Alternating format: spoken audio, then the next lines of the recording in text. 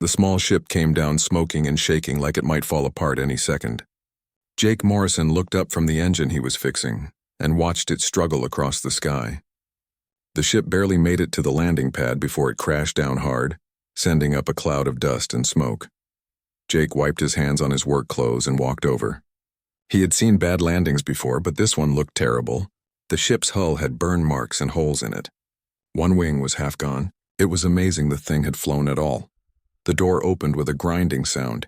A woman stumbled out holding her side. Her suit was torn and dirty. She had brown hair pulled back and looked tired and hurt. When she saw Jake, she tried to stand up straight, but he could see the pain in her face. "Easy there," Jake said, reaching out to help her.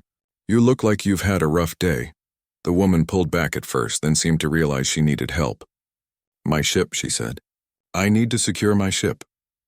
"Your ship isn't going anywhere," Jake told her. "It can barely stand. You need medical help first." Before the woman could argue, 2 port security guards came running over. They looked at the damaged ship and then at the woman. The bigger guard crossed his arms. "Illegal landing. No clearance. No identification signal," the guard said. "You're coming with us." "Wait a minute," Jake said, stepping between them. "She's hurt. Can't you see that?" "Not our problem," the other guard said. "Rules are rules. She pays the fine or she goes to detention." Jake looked at the woman. She was trying to stay standing, but he could tell she was about to fall over. He made a quick decision, one he would make many times in his life when someone needed help. "How much is the fine?" he asked. 500 credits, the first guard said, plus storage fees for the junk ship. Jake pulled out his credit chip. It hurt to spend that much. He had been saving for new equipment for his shop. But he looked at the woman's face and knew he couldn't just walk away. "Here," he said, holding out the chip. "Take it." The guards took the payment and walked away, already forgetting about the whole thing. The woman stared at Jake like he had done something strange. "You didn't have to do that," she said quietly. "You don't even know me." "Don't need to know you," Jake replied. "You needed help. Come on, let's get you somewhere safe." He led her to his workshop at the edge of the spaceport. It wasn't much, just a big garage where he fixed ships and engines. But it was clean and had a small room in the back where he sometimes slept when he worked late. Jake sat her down on an old chair and got his medical kit. He wasn't a doctor, but he had learned basic first aid in the military. He cleaned the cuts on her face and arms and wrapped her ribs, which he thought might be cracked. "What's your name?" he asked while he worked. "Claire," she said after a moment. "Just Claire." "Well, just Claire, I'm Jake. What happened out there?" Claire looked away. "Pirates. They ambushed me. I was doing a delivery job when they came out of nowhere. I barely got away." Jake nodded. He had heard similar stories before. Space could be dangerous, especially out here on the frontier. New Haven Colony was far from the safe core worlds. All kinds of people passed through, not all of them good. "You got a place to stay?" Jake asked. "No," Claire admitted. "My ship has everything I own, and most of it is probably broken now." "You can stay here for a few days," Jake offered. "I've got that back room. It's not fancy, but it's warm and dry. I'll take a look at your ship tomorrow and see what can be fixed." Claire looked at him with an expression he couldn't quite read. It was like she was trying to figure out a puzzle. "Why are you helping me?" she asked. "You paid my fine. You're giving me shelter. You don't know anything about me. I could be dangerous." Jake shrugged and smiled a little. "Are you dangerous?" "I could be," Claire said. But there was a small smile on her face, too. "Well, you don't look too dangerous right now," Jake said. "Look, someone helped me once when I needed it. I was broke and alone after I left the military. A stranger gave me a job and a place to sleep until I got on my feet. I figure I should do the same when I can." He went to his small kitchen area and made 2 cups of hot coffee. He handed one to Claire and sat down across from her. "Rest tonight," he said. "Tomorrow we'll look at your ship and see what it needs. I can probably get it flying again, but it'll take some time. You can work in the shop to pay for parts if you want. Fair deal?" Claire wrapped her hands around the warm cup and nodded slowly. "Fair deal," she agreed. That night, Jake gave Claire the back room and slept on a cot in the workshop. He didn't think much about what he had done. It seemed normal to him. When someone needed help, you helped them. That was just how things should be. He didn't know that the woman sleeping in his back room commanded armies across the galaxy. He didn't know she was richer than anyone he could imagine. He didn't know she controlled the fate of worlds. He just knew she needed help and he had given it. Sometimes the smallest acts of kindness change everything. Jake Morrison would learn that lesson soon enough. 2 weeks passed and Claire was still there. Jake had looked at her ship the day after she arrived. It was in bad shape. The engine core was damaged, the navigation system was fried, and half the hull plates needed replacing. It would take time and a lot of work to fix it. Claire insisted on helping. At first, she didn't know anything about ship repair. She held tools the wrong way and didn't understand the names of parts. But Jake noticed something interesting. She learned fast. Really fast. By the third day, she could hand him the right tool before he asked for it. By the end of the first week, she was doing simple repairs on her own. They fell into an easy routine. They worked on ships during the day and ate dinner together at night. Jake would cook simple meals and they would talk.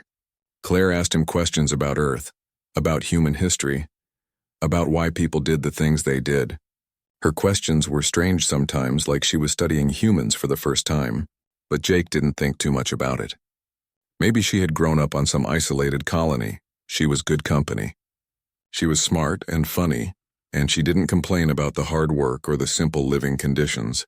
Jake found himself looking forward to their evening conversations. One night, while they were eating, Claire asked him something that seemed important to her. "Jake, why do you charge some customers less than others? I've been watching. That old woman today, you barely charged her anything for that engine repair." Jake smiled. "Mrs. Chen is on a fixed pension. She needs her ship to visit her daughter on the next colony over. I charged her for parts but not for labor. She can't afford full price."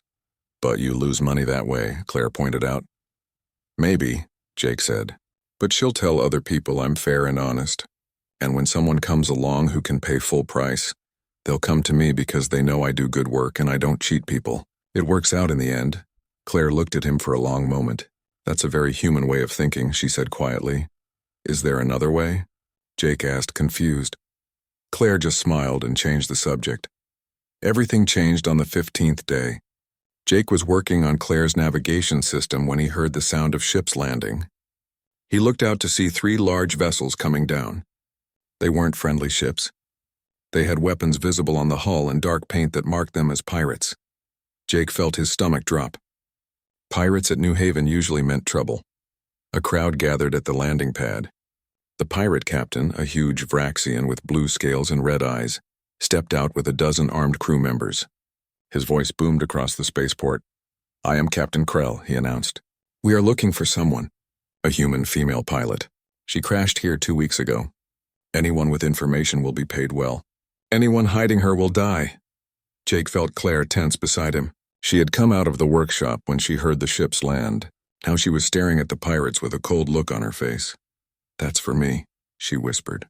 "Jake, I need to leave now." "Your ship isn't ready," Jake said. "The engine won't even start." "Then I'll find another way," Claire said. "I won't let these people hurt innocent colonists because of me." "Wait," Jake said, grabbing her arm gently. "Just wait. Let's think about this." Captain Krell was questioning people now. Jake saw fear on the faces of his neighbors. The pirates were getting rough, pushing people around, knocking over market stalls. One pirate hit old Mr. Peters when he said he didn't know anything. Jake felt anger rise in his chest. This was his home. These were his people, and some alien thug thought he could come here and hurt them. "Listen," he said to Claire. "Stay in the workshop. Don't come out. I'm going to go talk to them." "Jake, no," Claire said urgently. "You don't understand. These aren't ordinary pirates. They're working for someone powerful. If you get involved, you could die." "I'm already involved," Jake said simply. "You're my friend. Friends help each other." He walked out before she could stop him. His heart was pounding, but he kept his face calm. He had been in the military. He knew how to deal with bullies. "You didn't show fear." Captain Krell saw him coming and smiled, showing sharp teeth. "You human, you run that workshop?" "I do," Jake said. "And I haven't seen any crashed pilot. Just the usual traffic through here." The Vraxian leaned down, his hot breath washing over Jake's face. "I think you're lying. We tracked her ship here. She landed at this port." "A lot of ships land here," Jake said. "Can't keep track of them all." Krell growled and backhanded Jake across the face. Jake hit the ground hard, tasting blood. The pirate put a heavy foot on his chest. "Maybe you need motivation to remember," Krell said. But then something unexpected happened. Other colonists stepped forward. Pete, who ran the fuel depot. Linda, who owned the general store. Marcus and Tony, 2 freighter pilots. They formed a line between Jake and the pirates. "Leave him alone," Pete said. "We don't know anything about any pilot." Krell looked surprised, then angry. He pulled his foot off Jake and addressed the crowd. "You have 3 days," he announced. 3 days to bring us the female pilot, or we start destroying this colony. Building by building. Person by person. Think about it. The pirates returned to their ships but didn't leave. They stayed at the edge of the spaceport, a constant threat. Jake got up, wiping blood from his mouth. His friends helped him back to his workshop. Claire was waiting, her face pale. "I'm sorry," she said. "This is my fault." "Not your fault someone's chasing you," Jake replied. "But we need to figure out what to do." That night, Jake called a meeting with some of the former military people in the colony. There weren't many, but they were good people. He explained the situation without telling them exactly who Claire was. "We need to defend the colony," he said. "These pirates won't stop. Even if we give them what they want, they might attack anyway. That's what pirates do. What do you suggest?" asked Danny, a former Marine. "We prepare," Jake said. "We've got mining explosives. We've got old weapons. We know this colony better than they do. If they attack, we make them regret it." It was desperate, but it was all they had. Over the next 2 days, they prepared. They set traps. They positioned people with weapons. They turned the colony into a fortress the best they could. Claire watched everything. She didn't try to leave anymore. Instead, she helped plan the defense. Jake noticed she had military training too, and good training. She knew tactics and strategy better than he did. But he didn't ask questions. There wasn't time. On the 3rd day, the pirates attacked. The pirates came at dawn. They didn't bother with warnings this time. They just started shooting at buildings, trying to scare the colonists into surrendering. Jake had expected this. He gave the signal and his people responded. The first pirate team ran into a minefield made from old mining charges. The explosion sent them running back. The second team got caught in a crossfire when colonists opened up from hidden positions on the rooftops. The pirates had better weapons, but the colonists knew every corner of their home. Jake was positioned near his workshop with Danny and 3 others. They had welded metal plates to an old cargo hauler to use as cover. It wasn't pretty, but it worked. Jake fired his rifle carefully, making every shot count. Ammunition was limited. Claire was supposed to stay hidden in the workshop. That lasted about 5 minutes. When Jake saw a pirate squad flanking his position, Claire suddenly appeared from a side alley. She moved like a trained soldier, fast and efficient. She took down 3 pirates before they knew what hit them. "I thought I told you to stay hidden," Jake shouted over the gunfire. "I don't take orders well," Claire shouted back, grinning despite the danger. The battle went on for an hour. The colonists were holding, but just barely. Jake knew they couldn't win. The pirates had more people, better weapons, and ships with heavy guns. It was only a matter of time. Then Captain Krell himself came forward with a massive gun. He was aiming at the building where families were hiding. Jake realized with horror that Krell was done playing. He was going to kill everyone. Claire saw it too. She looked at Jake and he saw something change in her expression. She looked almost sad. "I'm sorry, Jake," she said quietly. "I hoped it wouldn't come to this." Before he could ask what she meant, Claire pulled out a small device from her pocket. It was silver and looked expensive, nothing like the simple gear she had been carrying. She pressed something on it. The effect was immediate. A bright blue beam shot up into the sky from the device. It was like a signal flare, but much more powerful. The light was so bright that everyone stopped fighting and looked up. "What did you do?" Jake asked. "Called for backup," Claire said simply. "Backup? From where?" "The nearest military outpost is 3 days away." Claire just smiled and pointed up. Jake looked up and his jaw dropped. The sky was changing. Space itself seemed to tear open as massive ships appeared. Not just 1 or 2 ships, dozens, hundreds, ships bigger than anything Jake had ever seen. Some were as large as cities. The pirates saw them too. Krell's face went from angry to terrified in seconds. He started screaming orders to retreat, but it was too late. The pirate ships tried to take off.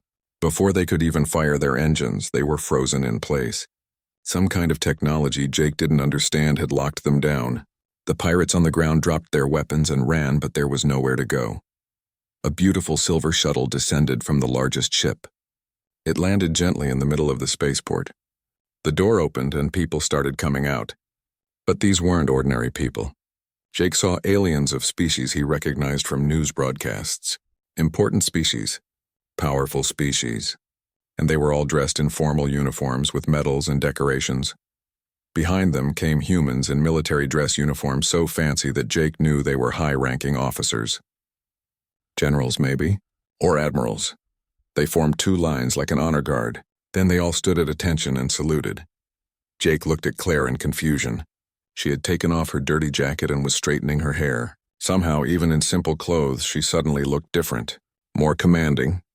Like she belonged with these important people. An older human general stepped forward. He bowed to Claire. "Sovereign Director," he said formally. "We received your emergency beacon. The Grand Fleet is at your command." Jake felt like the ground had disappeared under his feet. "Sovereign Director? Grand Fleet?"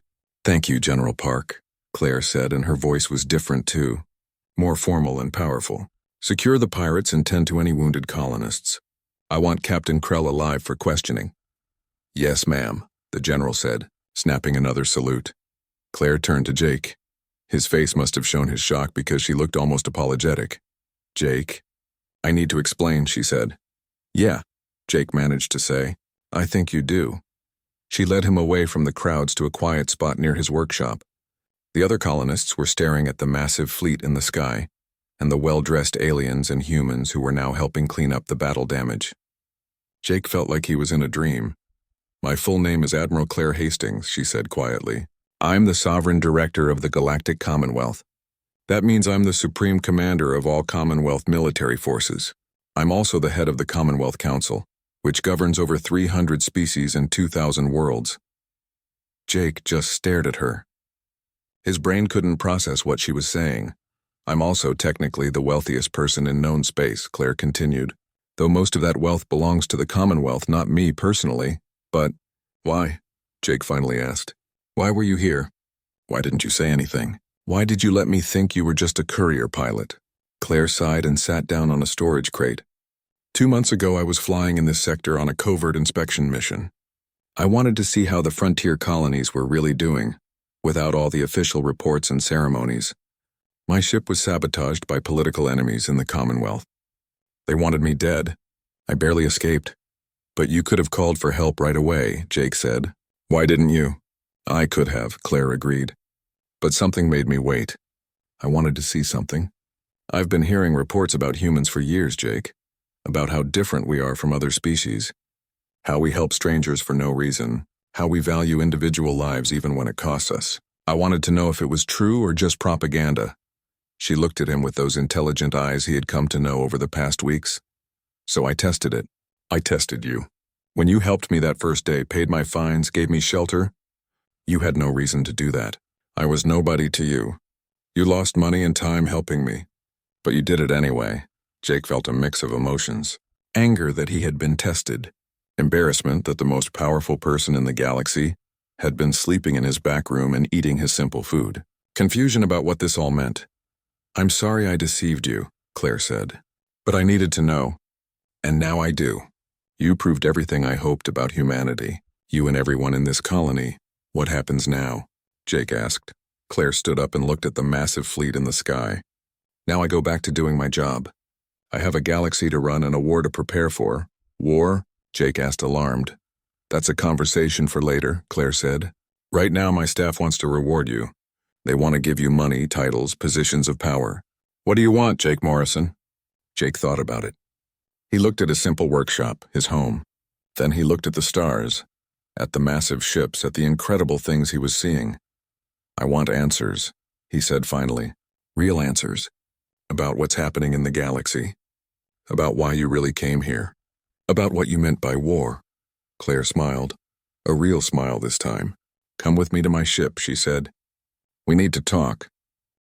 The shuttle ride to Claire's flagship was the strangest experience of Jake's life. The interior was made of materials he didn't recognize, and everything was spotlessly clean. The crew members who saw Claire immediately stopped what they were doing and bowed. Jake felt completely out of place in his dirty work clothes. The flagship was called the Sovereign Dawn. When Jake saw it up close through the shuttle window, he couldn't believe something that big could fly. It was like a floating city made of metal and light. The shuttle bay they entered was larger than the entire New Haven spaceport. Claire led him through corridors that seemed to go on forever. Aliens of dozens of species passed by, all in uniform, all saluting Claire as she walked. She nodded to each one but didn't stop. Finally, they reached a large door that opened into a private office. The office was surprisingly simple. There was a desk, some chairs, and a large window that showed the stars and the planet below. Claire gestured for Jake to sit, then sat across from him. For a moment, she just looked tired. "Can I be honest with you, Jake?" she asked. "I hope so," Jake replied. "I've had enough of secrets." Claire laughed softly. "Fair enough. The truth is, I'm exhausted. Being the Sovereign Director sounds powerful and important, and it is. But it's also the loneliest job in the galaxy. Everyone wants something from me. Everyone has an agenda. I can never be sure if people are helping me or using me." "Is that why you tested me?" Jake asked. "Partly," Claire admitted. "But there's more to it. The Commonwealth is falling apart, Jake. Not obviously, not in a way most people see. But it's happening. The different species don't trust each other anymore. Old rivalries are coming back. And there's a new threat that could destroy us all if we don't work together." She pressed a button on her desk. A holographic display appeared showing a map of the galaxy. A large section on one edge was colored red. "This is the Convergence," Claire explained. "It's a machine intelligence, maybe from an ancient civilization, maybe something that evolved on its own. We don't fully understand it. What we do know is that it consumes everything in its path. It takes over planets, breaks down all matter for resources, and builds more of itself. It's already destroyed 3 civilizations. Small ones, but still millions of lives lost." Jake stared at the red section of the map. It was growing, spreading slowly but steadily toward Commonwealth space. "How long until it reaches us?" he asked. 5 years, maybe 10 if we're lucky," Claire said. "We have the military power to stop it. The Commonwealth fleet is the strongest force in known space. But here's the problem. The different species can't agree on how to fight it. Some want to attack now. Some want to build better defenses. Some don't even believe it's a real threat. We waste time arguing while the convergence gets closer." "And you can't just order them to cooperate?" Jake asked. "You're their leader." "I have authority over the military," Claire said. "But the Commonwealth Council has to approve major campaigns. And the Council is full of representatives who care more about their own species' interests than the good of everyone. Some of them actively work against me because I'm human." Jake was starting to understand. "They don't like that a human has so much power." "Exactly," Claire said. "Humans have only been part of the Commonwealth for 80 years. We're the newcomers. Some species have been members for thousands of years. They resent us. They think we're too aggressive, too emotional, too unpredictable." "But you were testing humans on the frontier," Jake said, thinking it through. "Why? What were you looking for?" Claire stood up and walked to the window. "I was looking for proof that human nature is actually our greatest strength, not a weakness. See, other species don't understand why humans do things like you did. Why help a stranger for no reward? Why risk your life for people you barely know? To most aliens, it seems stupid, inefficient, against survival instincts." She turned back to Jake. "But I've seen what happens when humans work together with other species. We build better things. We solve problems in new ways. We inspire others to be better. Human crews on Commonwealth ships have better morale, lower conflict rates, and higher success on missions. It's not because we're smarter or stronger. It's because we care about each other." "So your plan is what?" Jake asked. "Show them videos of me helping you and hope they change their minds." "More than that," Claire said. "I've been documenting human colonies across the frontier for months. Hundreds of cases like yours. Humans helping aliens who are stranded. Humans sharing resources with struggling colonies. Humans mediating disputes between other species. All without being asked, without expecting reward." She pulled up more images on the display.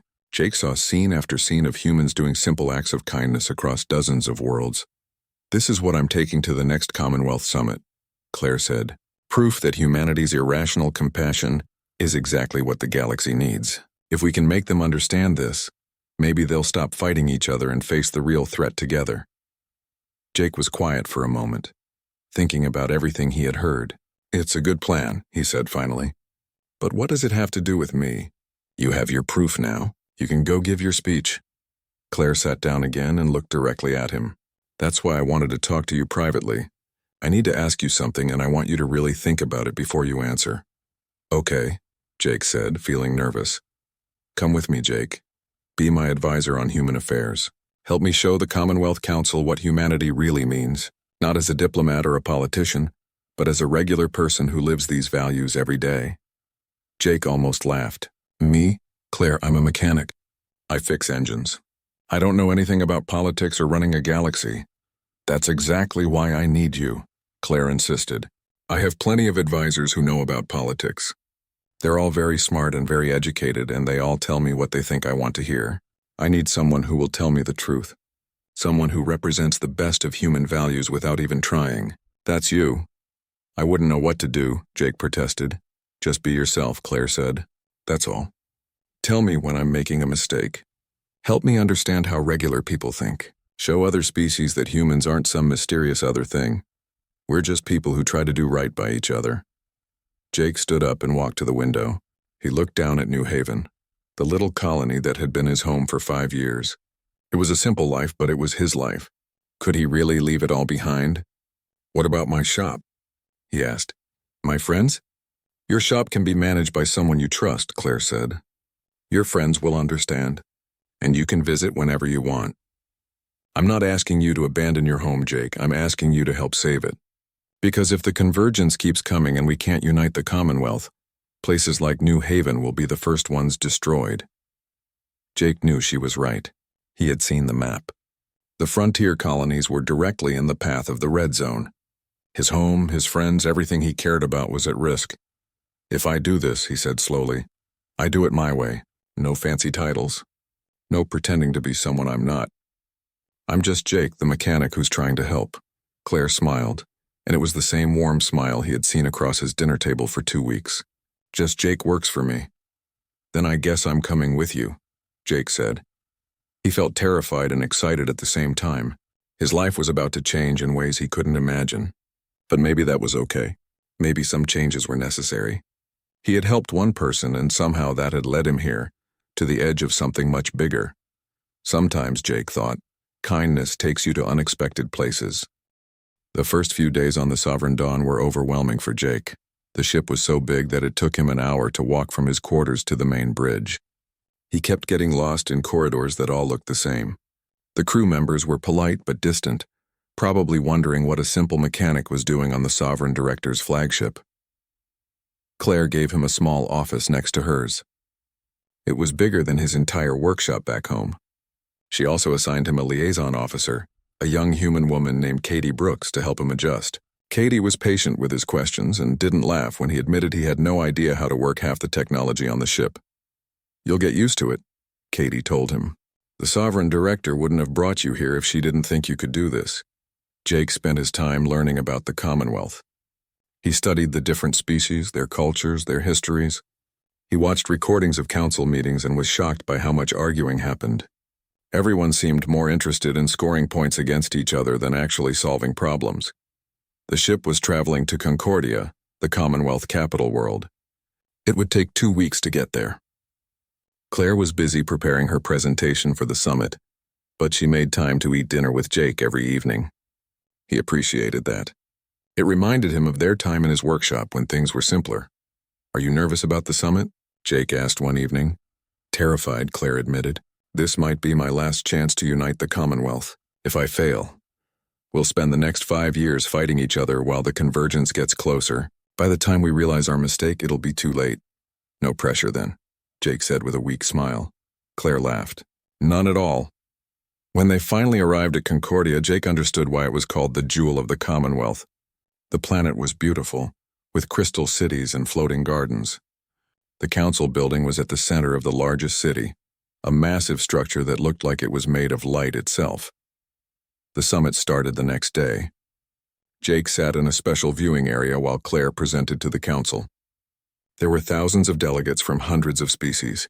The chamber was so big that Jake could barely see the far end. Claire's presentation was impressive. She showed data, evidence, recordings of human behavior across the frontier. She explained her theory about human cooperation being a strategic advantage. She was smart, articulate, and passionate. The delegates looked bored. After her presentation, the debates began. A tall reptilian delegate from the Saurian Dominion stood up. Sovereign Director Hastings makes interesting points, he said in a cold voice. But let us be honest. Humans are newcomers to the Commonwealth. They have been members for barely a century. Why should we believe they understand galactic affairs better than species who have existed for millennia? Other delegates murmured in agreement. A crystalline being from the Luminar Collective spoke next. Furthermore, this emphasis on individual acts of kindness ignores the greater good. Resources must be allocated efficiently. Decisions must be made logically. Human emotionalism may work on small frontier colonies, but it is not suitable for governing the galaxy. More agreement. Jake felt his stomach sink. They weren't even considering Claire's ideas. They had decided before the presentation that they wouldn't listen to a human leader. Claire tried to respond, but the debates turned into arguments. Species blamed each other for past conflicts. Old grudges surfaced. Within an hour, the summit had devolved into chaos. Claire looked defeated. That night, she came to Jake's quarters. She looked exhausted. "It's not working," she said quietly. "They won't listen. Some of them would rather let the convergence destroy us than cooperate with humans." "So what do we do?" Jake asked. Claire sat down heavily. "I don't know. Maybe I was wrong. Maybe the galaxy isn't ready for human values. Maybe we are too different." Jake had never seen her like this. The powerful sovereign director who commanded fleets looked like she wanted to give up. It made him angry. Not at her, but at the situation. "That's not true," he said firmly. "You weren't wrong about humans. I've seen the recordings. We're not perfect, but we try to do good. That matters. Maybe the problem is they need to hear it from someone like me, not from their leader." Claire looked up at him. "What do you mean?" "Tomorrow at the summit, let me speak," Jake said. "Not as an advisor. Not as anyone important. Just as a guy who fixed your ship and gave you a place to sleep. Let me tell them what happened and why I did it." "Jake, these are the most powerful beings in the galaxy. You've never given a speech before. You'll be terrified." "I'm already terrified," Jake said. "But you said you needed someone to tell the truth." "Let me try." Claire thought about it for a long moment. Then she nodded. "Okay, I'll arrange it." The next day, Jake stood before the Commonwealth Council. Thousands of alien eyes stared at him. His hands were shaking and his mouth was dry. He wasn't wearing fancy clothes, just the clean work clothes Katie had found for him. He felt completely out of place, but then he remembered why he was there. He thought about New Haven, about his friends, about all the people across the galaxy who just wanted to live in peace. He took a deep breath and started talking. "My name is Jake Morrison," he said. His voice cracked a little, but he kept going. "I'm not important. I fix ships for a living on a colony most of you have never heard of. A few weeks ago, a woman crashed on my world. She was hurt, broke, and alone. I helped her because that's what you do when someone needs help. I didn't know she was the sovereign director. I didn't know she was testing me. I just knew she needed help and I could give it." He paused, looking around at all the delegates. Some looked bored. Others looked curious. He kept talking. "You've been arguing about humans for 2 days. About whether we're too emotional, too irrational, not logical enough to be real partners in the Commonwealth. And maybe you're right. Maybe helping a stranger doesn't make sense on paper. Maybe it's not efficient. But I'll tell you something. When those pirates attacked my colony, you know who stood with me? Pete, the fuel seller. Linda, who runs the store. Danny, the freighter pilot. People who had nothing to gain and everything to lose. They stood with me because we're a community. Because we take care of each other." Jake's voice got stronger as he continued. "You want to know what makes humans different? It's not that we're smarter or stronger than anyone here. It's that we believe everyone deserves a chance. We believe that helping each other makes us all stronger. We believe that the right thing to do is help, even when it costs us something." He looked directly at the reptilian delegate who had spoken against Claire. "You say we don't understand galactic affairs because we're newcomers. You're right. We don't understand why you'd rather fight each other than face a real enemy. We don't understand why you'd let old grudges matter more than survival. Maybe that's because we're too stupid to understand. Or maybe it's because we remember what it's like to need help." The chamber was silent now. Everyone was listening. "There's something coming that will destroy all of us if we don't work together," Jake continued. "The sovereign director showed you the evidence. The convergence doesn't care what species you are or how old your civilization is. It'll consume everyone equally. You can spend the next 5 years arguing about who's most important, or you can remember that we're all in this together. That's what humans would do. And yeah, maybe that makes us different. But different isn't always wrong." Jake stepped back from the podium. He was shaking all over, but he had said what he needed to say. For a long moment, nobody moved. Then something unexpected happened. A delegate stood up. She was from the Kelvar Federation, a species known for being proud and traditional. She looked at Jake and then at the other delegates. "The human speaks truth," she said. "We waste time on pride while danger approaches. Perhaps it is time to remember why we formed the Commonwealth in the first place, to stand together against threats we cannot face alone." Another delegate stood, then another. Within minutes, dozens of species were standing, agreeing. Not all of them, but enough. The tide had turned. The rest of the summit moved quickly after that. A coalition formed to face the convergence. Claire was given emergency powers to coordinate the defense. Humans were officially recognized as full partners in the Commonwealth. It wasn't perfect, and there were still species who refused to cooperate. But it was a start. Later, on the Sovereign Dawn, heading back to patrol the frontier, Claire found Jake standing by a window looking at the stars. "You did it," she said quietly.